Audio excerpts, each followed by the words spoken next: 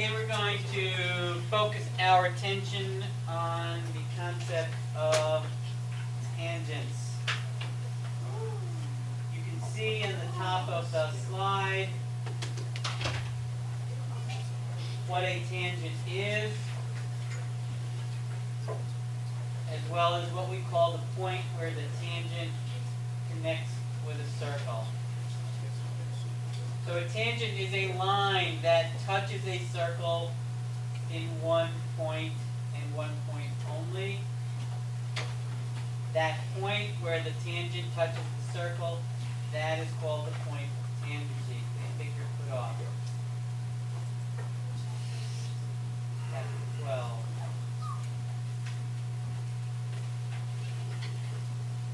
Down at the bottom, we have a theorem which states that if there is a tangent, you can draw a radius that is perpendicular at the point of tangency. In other words, if I have a line that's tangent to a circle, at the point where the tangent touches the circle, you can draw a radius, and that radius is going to be perpendicular to the point of tangency. So the first thing that we're going to do when dealing with tangents is we want to know the value of x. So we have a circle and we have actually two tangents. We have LM and MN. They are both tangents. We're going to try to figure out what the measure of angle x is. Okay, so first we have to take note of a couple of pieces of information. First of all, what are LO and NO? They are radii. Good. So that's an important piece of information because we just saw a theorem that says that a radii is perpendicular to a tangent at the point of tangency. So what does that tell us about angles L and angle N? They are right angles, and therefore they have how many degrees? They have 90. Very good. So we know that this is a right angle, and that's a right angle. Okay, you just wrote down a theorem that says a tangent line is perpendicular to a radius at the point of tangency. You just wrote that down, hopefully. You should have written it down. Do it on the board. You want me to go back for a minute? Yep. You want me to talk about it? Okay, so since these are right angles, we know they have how many degrees? How many degrees? 90. So this one is 90, and this one is 90. What do we know about this shape here? How many degrees does the shape have? The shape has 360. So how do we go about finding the value of x? We have 360. 90 plus 90 gives us 180. We're going to add 180 plus 117. We get 297. We subtract 297 from 360. Not 23. 63.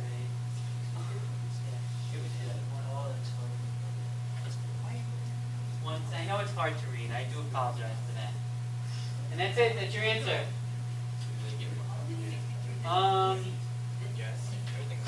You know,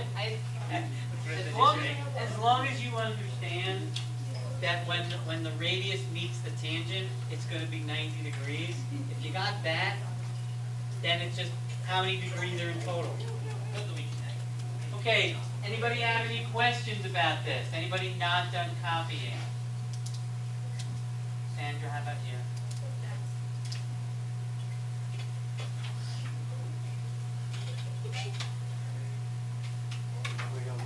We know that this angle is how many degrees? Know that this angle is 90 degrees. Excuse me. Excuse me.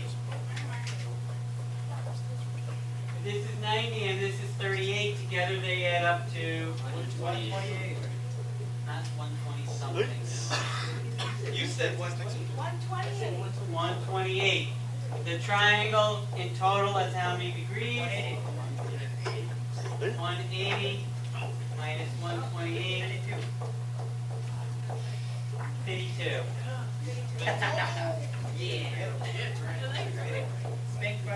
Okay, does anybody have any questions?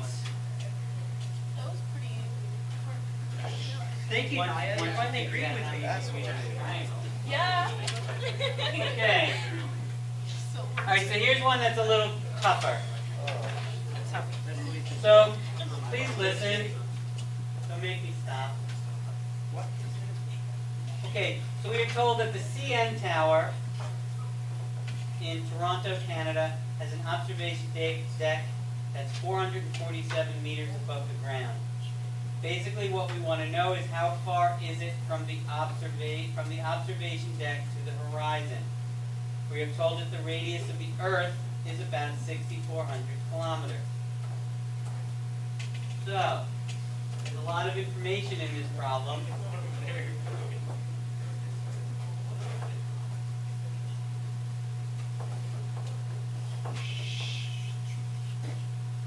Alright, so the first thing you want to do is draw a picture. So you're going to draw a circle.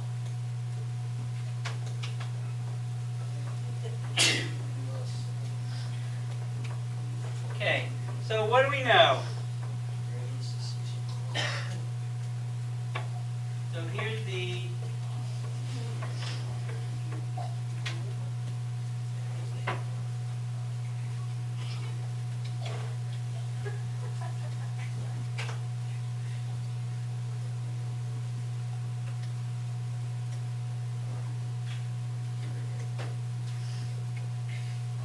about the center of the circle.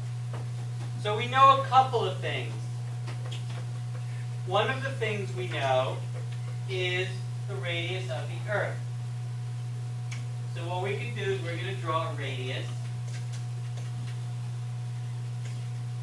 from the center of the Earth out to the edge. And we know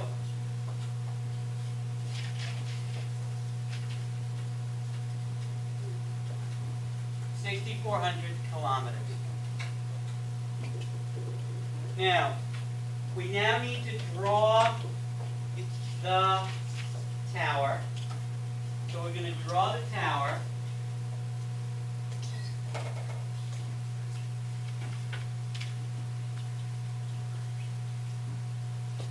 There's our tower. And now, we're told Mr. Sir, when did the tower start? Why did it start from the middle? because we're looking at it from the top, looking down. I mean, as opposed to from the edge. We're looking down, we're drawing the tower, and then we want to see how, from the top of the tower to the horizon. That's why. Okay, so we know that this is 6,400 kilometers, but we know that that is how many meters? It's 447 meters. But since the rest of my problem is in kilometers, what I need to do is I need to convert 447 meters into kilometers. And the way we do that is does anybody know how to turn a meter into a kilometer? You just changed the decimal. By how many places? 1. 3. Kilo. Kilo means 1,000. Like a kilogram, I'm sure you're familiar with that term, is 1,000 grams. It's also 2 points a pound. Anyway, so we're going to convert our 447 meters to kilometers, which would be 0.447. So let's round that a little bit so our numbers are easy to work with. So from the, now you're right, this is where the tower is. You're right, we're not looking down, my mistake. But, so we want this portion is 0.45 kilometers. So then what we're going to do is we're going to draw a line. We're going to draw a line that's tangent. We're going to draw a line from here to there.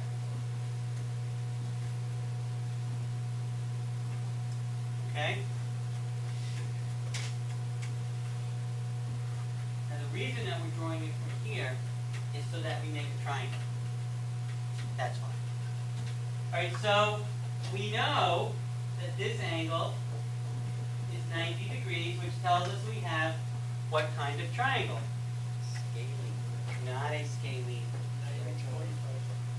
A right triangle. So if we want to find the length of a side of a right triangle, we're going to use what? The Pythagorean theorem. So which is my hypotenuse? Let's call this C, this T, and this E. So which side of my triangle is the hypotenuse? CT. So we're going to say that CT squared is equal to TE squared plus EC squared. Okay, is everybody following me? So anybody who is confused?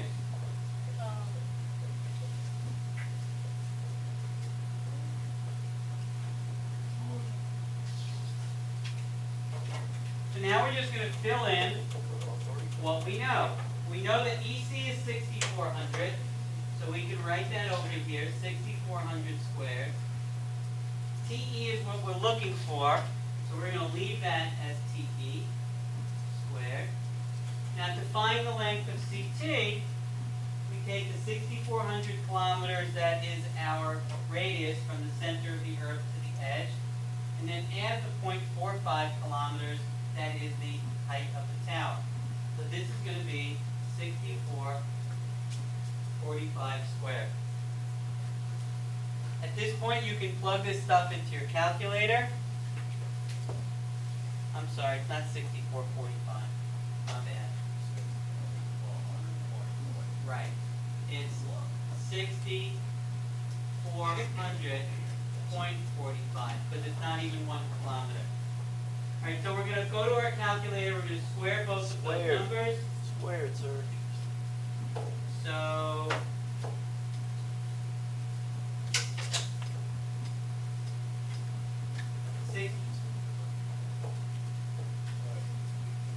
6,400 squared is that.